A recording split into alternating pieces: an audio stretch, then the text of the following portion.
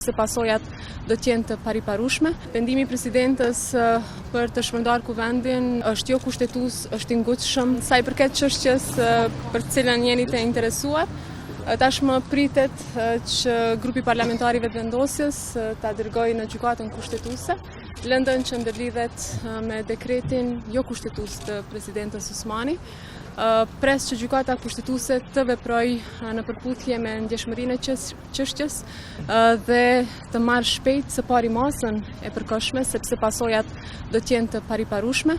Prandaj le ta presim vendimin e gjykatës kushtetuese në raport me situatën aktuale. Pendimi i presidentës për të shpërndarë kuvendin për mua ka qenë befasi, sepse është jo kushtetues, është i ngutshëm dhe natyrisht që si të tillë do ta kundërshtoj edhe si kryetare e kuvendit. Ju e dini që Kushtetuta e Republikës së Kosovës parasheh rrethanat se kur shpërndahet kuvendi i Republikës së Kosovës.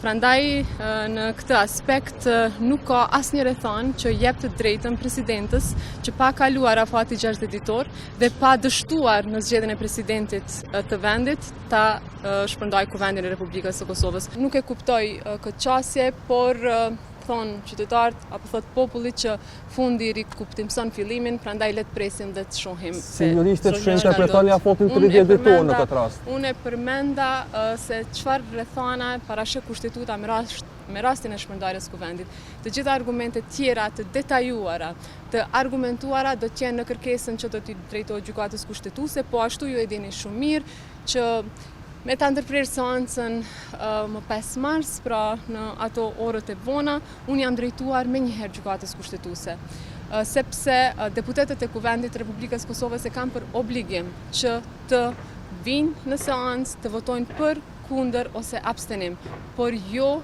të mos vinë seancë dhe të flasin, si me thënë, nga jashtë, por është dashur që të jenë të pranishëm dhe t'i marrin përgjegjësitë që ka dhënë edhe kushtetuta, por edhe gjykimi i gjykatës kushtetuese.